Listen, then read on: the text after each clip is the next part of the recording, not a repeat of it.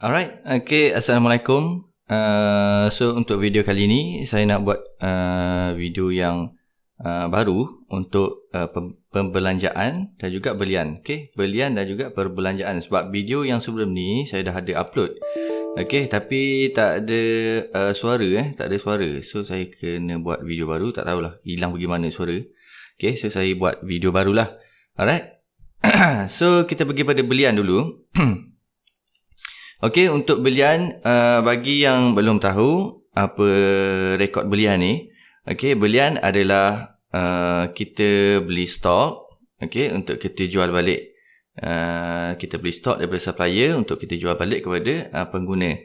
Okey, contoh belian ni contohnya macam produk-produk lah. Contoh macam produk-produk, tak kisahlah produk apa pun. Okey, bergantung pada bisnes masing-masing lah. Okay, peniaga masing-masing ada yang buat, ada yang produk kosmetik, ataupun baju, ataupun jam, okay, ataupun perfume. Okay, itu semua produk yang dah siap. Okay, kita beli produk yang dah siap, so kita jual balik kepada pengguna. Alright, so kita rekodkan belian daripada supplier, kita rekodkan dalam rekod belian. Okay. Untuk perbelanjaan, okay, untuk perbelanjaan lebih kepada tanggungan ataupun expenses. Okay, tanggungan ataupun expenses syarikat. Contohnya sewa kedai, okay, internet, api air, gaji, EPF sokso, ataupun insurans, okay, ataupun loan, bayaran balik, okay, bayaran balik loan, dan yang lain-lain lah. Okay, so kita pergi pada belian dulu. Dekat dia punya interface lebih kurang sama dengan jualan, belian dan perbelanjaan. Okay, kat atas ni kita dah spread, dekat bawah ni kita dah spread ikut bulan. Sama juga dengan belian pun sama, perbelanjaan pun sama. So kita dah spread ikut bulan. Dekat atas ni ada satu ruang untuk diisi. Okey, ruang untuk diisi sama juga dengan perbelanjaan. Okey, ada ruang untuk diisi. Okey, so apa yang kena buat, kita kena isilah. Okey, detail-detail kat atas ni, detail-detail pembelian daripada supplier kat atas ni. Alright. So, kita cuba buat satu contoh. So kita pilih first kali tarikh, kita pilih tarikh. Okey, lepas tu supplier. Supplier kat sini kita ada pilihan Kalau klik kat sini, so dia akan keluar satu drop down ni. So ada pilihan dekat sini. So dekat sini korang kena register dulu supplier ni dekat sheet database. Okey, pergi pada database dekat bahagian supplier ataupun pemiutang. Okey, supplier ni adalah pemiutang kita lah. Kalau kita beli secara hutang, kita beli stok secara hutang, so supplier ni akan jadi pemiutang lah. Okay, so kat sini kita type je kat sini nama syarikat. Okay, contohnya kita buat kat sini syarikat A. Right, type je. Okay, so bila kita dah siap type, so kita pergi balik belian. So kita klik pada drop down ni, so dia akan keluarlah syarikat. Okay, kalau kita buat tambahan syarikat lain, okey, so kita tengok contoh dia Okey, so dekat sini dia akan, kita boleh pilih lah syarikat B ataupun syarikat A. So kalau korang ada banyak lagi list supplier, so type je kat bawah ni, nanti dia akan keluarlah dekat sini. Right?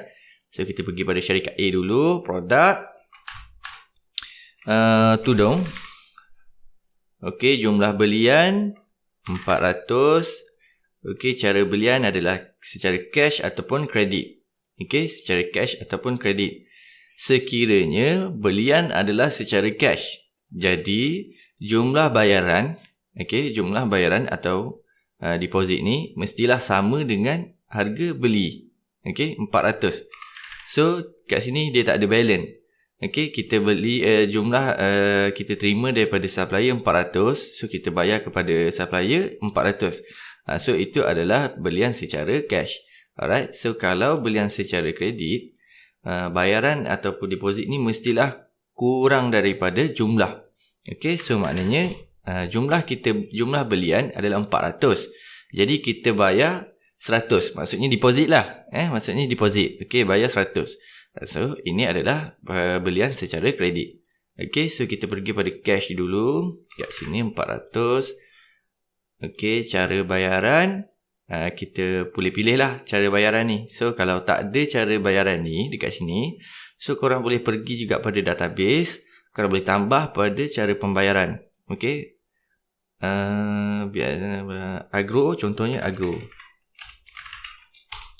Alright. So, kita pergi pada belian. Okay, kat sini kita dah ada Agrobank. Okay. Invoice. Okay, catatan. Stok bulan 10, 11. Okay. So, bila dah siap, so korang boleh klik simpan data. Okay. So, klik simpan data. Okay. So, data tu akan dihantar kepada bulan Oktober. Okay, pada bulan Oktober.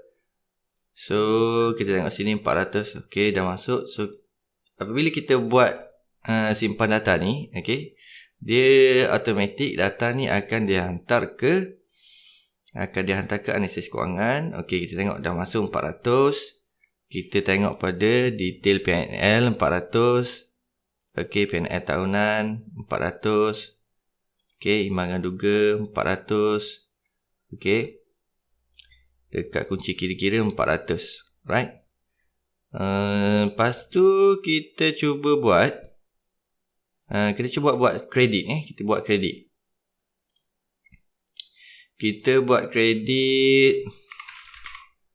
Okay, 1000.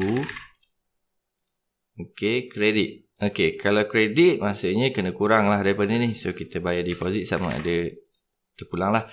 Kalau tak bayar apa-apa pun, just type kosong. Okay, so dia akan detect sebagai kosong lah. So, kita buat dulu 100. Okay, so cara pembayaran ni CIMB. Bayaran 100 ni, kita bayar melalui apa? Bank ataupun tunai. Okay. So, bila dah siap, kita boleh klik simpan data. Okey, sebelum tu dekat sini. Okey, saya delete dulu ni. Saya delete dulu.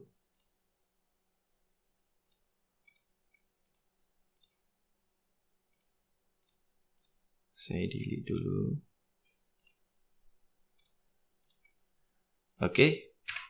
By default, bila korang guna sistem ni, okay, dia akan keluar macam ni lah. Okay, kosong. Okay, dia akan keluar kosong.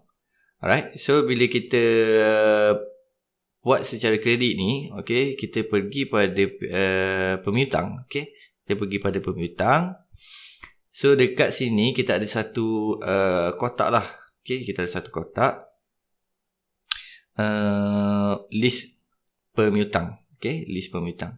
Okay, so dekat sini kalau korang masih nak tambah lah kata ni kotak ni dah guna, nak tambah kotak baru, klik pada butang tambah kod ni. Okay, butang ungu ni tambah kod. Right, so dia akan bagi satu kotak lah. Alright, so bila kita dah buat pembelian tadi, kita belian secara kredit, pastikan kita kena set syarikat ni, syarikat yang kita nak register sebagai pemihutang ni, pastikan kita set syarikat ni dekat kotak mana-mana kotak yang kosong. Okey, so dekat satu kotak ni dia ada kotak warna oranye. Kat sini boleh buat pilihan. Klik pada kotak ni, klik pada kolom ni. Okey, so dekat sini kita ada pilihan nama-nama supplier, nama-nama supplier ataupun pemihutang. Okey, so kita nak buat pemihutang untuk syarikat A. So dekat sini kita kena buat syarikat A. Okey. Sebab apa? Bila kita buat belian secara kredit, data ni akan dihantar pada pemihutang. Okey, data ni akan dihantar pada pemihutang. Tapi sistem akan cari syarikat A. Okey, dia akan cari supplier syarikat A dalam pemihutang. So bila kita tak set, so sistem tak jumpa dia nak masukkan data dekat mana, sebab dia tak jumpa. So dia akan keluar error. Okey, pastikan kita set dulu syarikat. Alright, so macam tu je, pilih je. Okey, so bila dah settle, okey, kredit bila dah settle, kita pun klik simpan data. Okey, simpan data. Okey, so kita tengok data dah masuk. Okey, data dah masuk kat sini. Alright, so kita pergi pada pemiutang. Okey, syarikat A dah masuk dah. Okey, 900. Okey, kenapa 900? Sebab belian adalah belian bernilai 1000, kita dah bayar deposit 100. So balance 1000 tolak 100, 900. So balance 900 akan dihantar pada pemiutang. So bermaksud kita masih berhutang dengan syarikat A sebanyak 900. Okey. So kalau kata 30 hari bulan kita buat belian, kita beli stok secara hutang. Okey, so 31 hari bulan kita nak bayar balance ni 900. Okey, kita nak bayar. So dekat atas ni ada satu form lah untuk diisi. Okey. First kali kita kena isi adalah tarikh bayaran. Okey. Lepas tu pilih kod pemiutang syarikat A. Dekat bayaran dibuat ni, sebelah ni. Okey, dekat sini pun ada satu kotak oren, boleh pilih. Okey, sama ada belian secara kredit ataupun bayaran. Okey, bayaran dibuat ataupun belian secara kredit. So, sekarang kita nak bayar balik hutang 900. So, kita pilih bayaran dibuat. Okey, so kita buat bayaran dibuat 900. Cara pembayaran melalui bank CIMB lah. Okey. So, bila dah siap, kita klik pada simpan data. Okey. So, kita tengok sini, belian secara kredit 30 hari bulan 900. So, 31 hari bulan bayaran dibuat 900. So, kat sini kita dah tak ada balance. Okey. Maknanya kita dah tak ada hutang dengan syarikat A. Okey. Kita dah tak ada hutang dengan syarikat A. Okey. Tu untuk cara belian secara kredit. Alright. So, belian ni juga kita boleh gunakan daripada inventory. Okey, inventory bahan mentah ataupun inventory stock. So, saya tunjukkan satu contoh saja untuk inventory stock. Okey, so kita tengok sekarang inventory kita tak ada produk, kosong. So, kita boleh klik pada registry list, register stock. Okey, masukkan nama produk. Tudung A. Okey. Okey, kat sini wajib kena isi maklumat pembekal. So, kalau korang masih belum ada, kosong kat sini, masih belum ada maklumat pembekal, korang boleh pergi pada pembekal. Daripada sini jangan tutup. Okey, daripada sini korang pergi pada pembekal. Okey, klik new. Okey, register sebagai pembekal. Register pembekal baru Okey.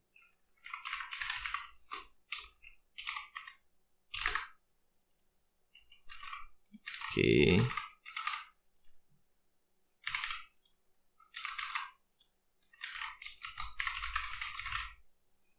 Alright, so bila dah siap kita klik save.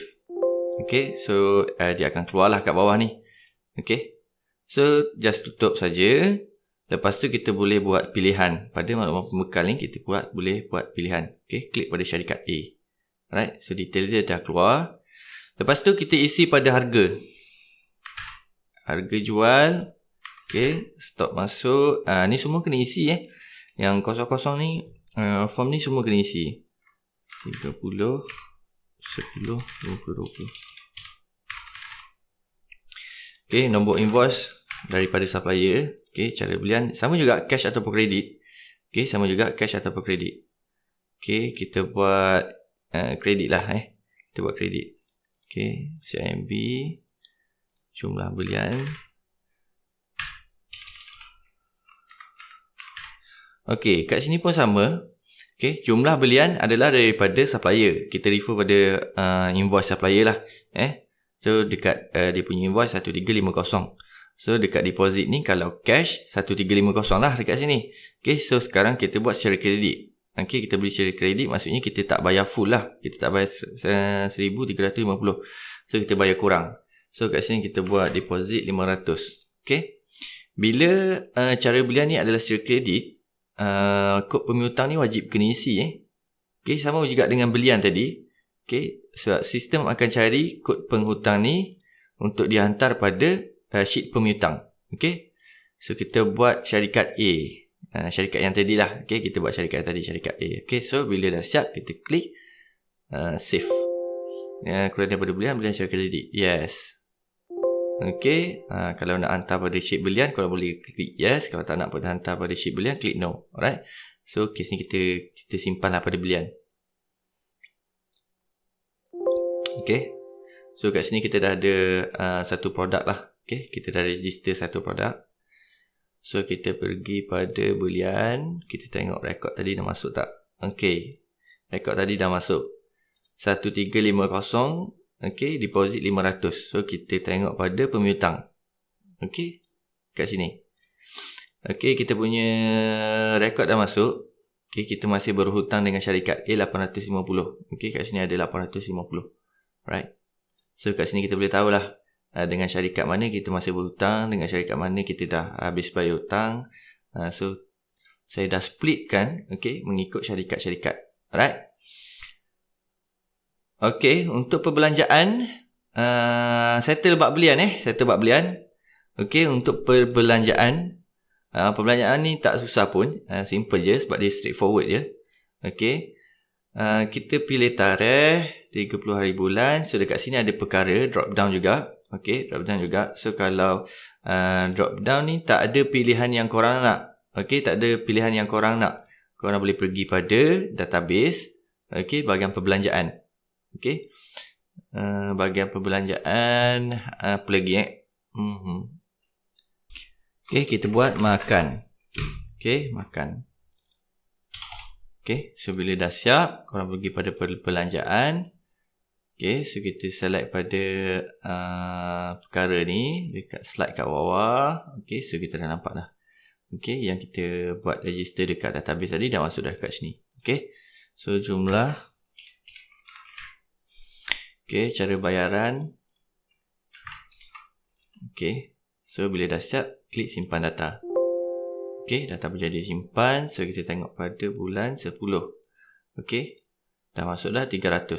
Okey, so data ni juga akan dihantar pada analisis kewangan. So, kat sini kita dah ada untuk jualan, belian, perbelanjaan. Okey, so kita dah bagikan mengikut bulan. Okey, kita punya belian bulan Oktober tadi.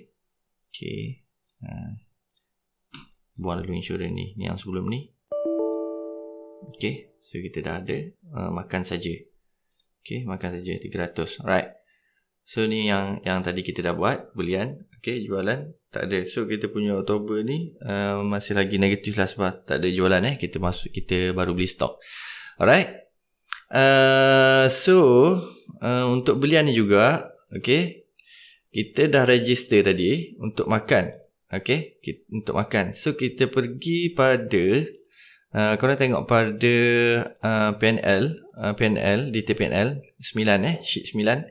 Okey, kat sini ni adalah kotak untuk perbelanjaan. Alright, ni adalah kotak untuk perbelanjaan. So kita tengok dekat sini kita punya perbelanjaan makan.